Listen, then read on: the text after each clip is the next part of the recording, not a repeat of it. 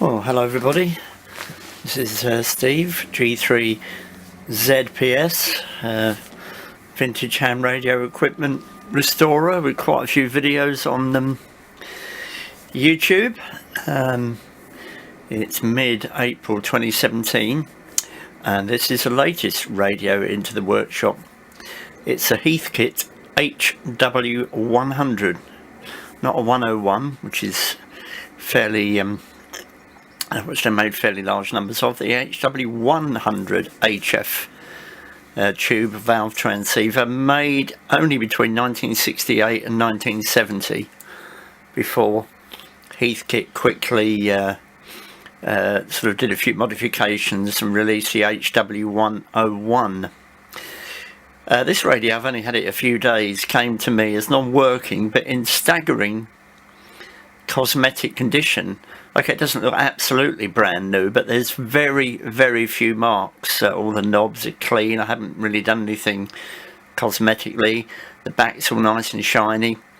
It really has been looked after cosmetically. I don't know where it lived for all those years. Inside, clearly somebody has been in there and done a few modifications to it. But I've never seen one like it. Bought it off eBay for not very much money as non-working. Very quick to fault find. There was a broken heater wire between two of the printed circuit boards. I quickly worked out that on the carrier board, two of the valves didn't light up with the heaters, and traced the wiring.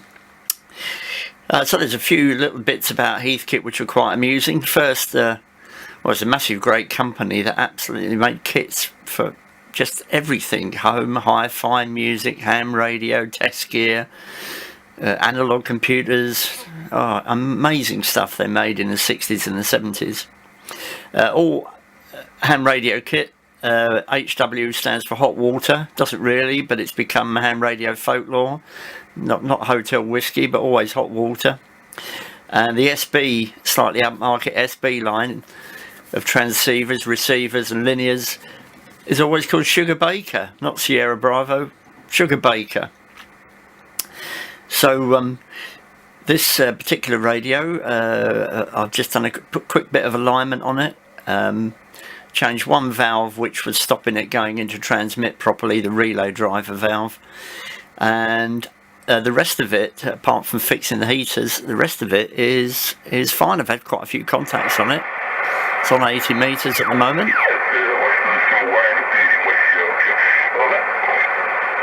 30 Echo Golf Sierra from Golf 7 India November Yankee. Good afternoon to you, Jerry. My name is John. So it's working very well. I get 100 watts out on 80, 100 watts out on 40. It was a kit though. Almost all the ham radio stuff sold in America and the UK was kits. You could buy them factory assembled. And the folklore is that they're only as good, the radios are only as good as the idiot that soldered them. And I guess that's pretty much true. If you weren't brilliant at soldering, then the kit might look a bit scruffy inside when you finished it. I think most of them work pretty well. Okay, you can make a mistake. This one's got a few singe wires and a few modifications. Not the absolute best soldering in the world, but it's not too bad.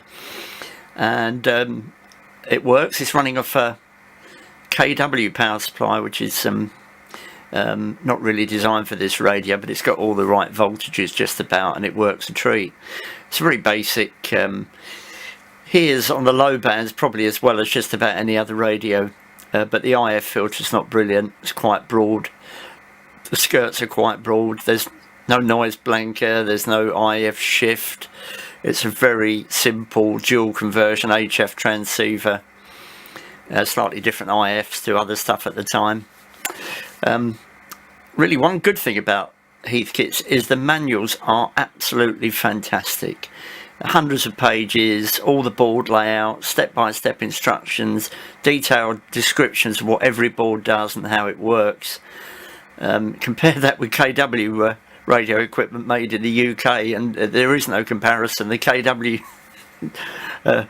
manuals are very basic, typed with very little information and quite a few errors. Drake aren't particularly brilliant either, but the Heathkits are fantastic, and most of them are available on the internet.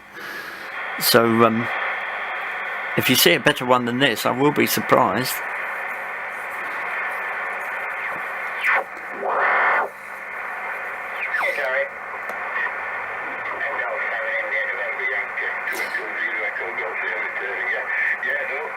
And this one's got one other mod which is a bit unusual. The HW101 had a switch added to put a CW filter in. I don't quite know if they produced a mod kit for the HW100, but which they sold a few of probably by 1970. But this has got a switch unmarked, and it switches to a spare filter slot inside the radio, which would be the CW filter. It's not in the radio, unfortunately.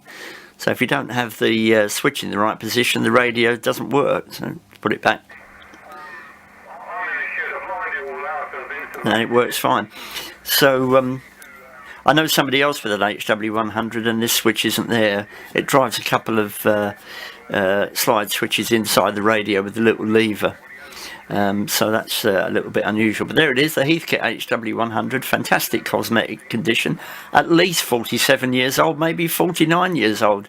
Where did it live all those years to look this good? Cheers, Ham Radio chums.